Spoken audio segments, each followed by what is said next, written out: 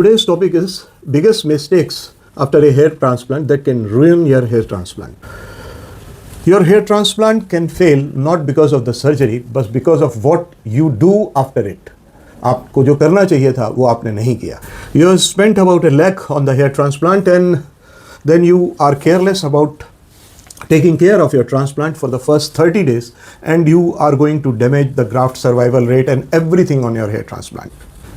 मेरे कैरियर में मैंने कौन कौन सी मिस्टेक्स अपने पेशेंट्स को करते हुए देखा है, आपको वो बता रहा हूँ ताकि आप दोबारा वो मिस्टेक्स ना करें.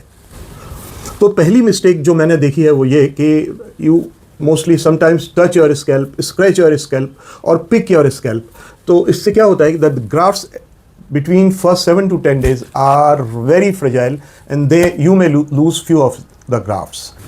अब ऐसा इसलिए नहीं है कि आप शौकिया कर रहे हो, ऐसा इसलिए हो रहा है कि आपको हल्की हल्की खुजली इधर उधर आ रही है, आपको इचिंग हो रहा है और आप सोचते हो कि मैं उसको किसी तरह से उस इचिंग को दूर कर लूँ. The best way is knuckles को यूज़ करिए और बॉर्डर की साइड्स पे, यहाँ तक हेयर ट्रांसप्लांट हुआ है तो यहाँ पे थोड़ा सा स्क्रैच कर लीजिए, या तो आप टॉवल को एग्रेसिवली रब कर रहे हो और आप चाह रहे हो कि जो भी स्कैब्स दिख रहे हैं मैं जल्दी से जल्दी उनको निकाल दूँ, कोई ये ना कह सके कि मेरा हेयर ट्रांसप्लांट हुआ है.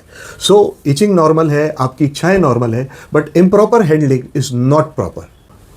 नंबर 2 मिस्टेक जो आप करते हो वो ये कि आप बहुत जल्दी जिम हिट करने की कोशिश करते हो. आप सोचते हो मैं 3 दिन में दोबारा जिम चला जाऊं.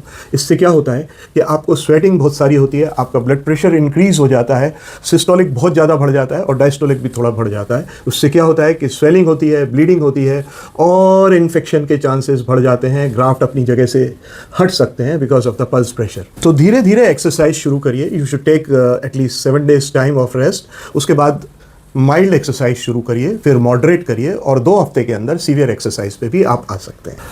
मिस्टेक नंबर 3 जो बहुत सारे लोग करते हैं वो ये है कि आप बहुत जल्दी स्मोकिंग और अल्कोहल शुरू कर देते हैं. निकोटीन जब आपके ब्लड में जाता है तो वो आपके खून की छोटी धमनियों को या नलियों को, जिनको कैपिलरीज बोलते हैं, उनको कंजेस्ट कर देता है, उनको श्रिंक कर देता है और उसकी वजह से ब्लड सप्लाई नहीं पहुंचता, ऑक्सीजन नहीं पहुंचती ग्राफ्ट्स तक और ग्राफ्ट्स जल्दी मरने लगते हैं. कुछ पेशेंट्स तो आगे बोलते हैं कि सर मैं तो सिर्फ 2-3 सिगरेट पीता हूँ एक दिन में. वो भी बहुत है. जब आपने ट्रांसप्लांट कराया है तो 2-3 सिगरेट स्मोक करना भी बहुत ज़्यादा है आपके लिए और पहले 2-3 हफ्ते तो बहुत ही ज़्यादा क्रिटिकल है.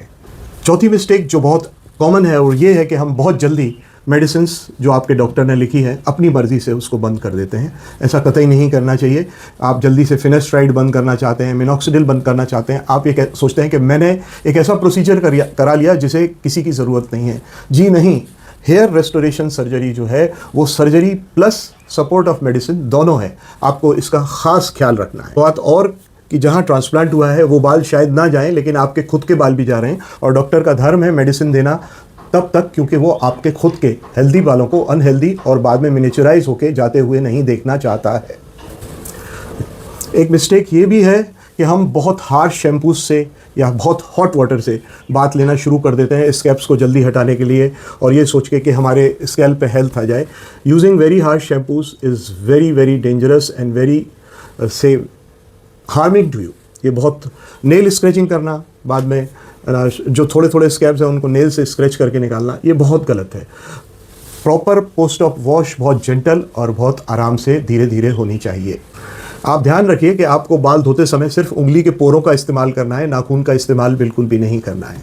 इसके अलावा हम अपने सर्जन से मिलना छोड़ देते हैं. सर्जन को के साथ जो आपका एक मैसेजिंग है, जो उसको हर चीज़ बताने का है, वो अगर हम छोड़ देते हैं तो बहुत गलत हो जाता है. क्योंकि कुछ पेशेंट्स ऐसे होते हैं जो सर्जरी के ठीक 1 साल बाद मिलते हैं, 6 महीने बाद मिलते हैं. ये बहुत गलत है.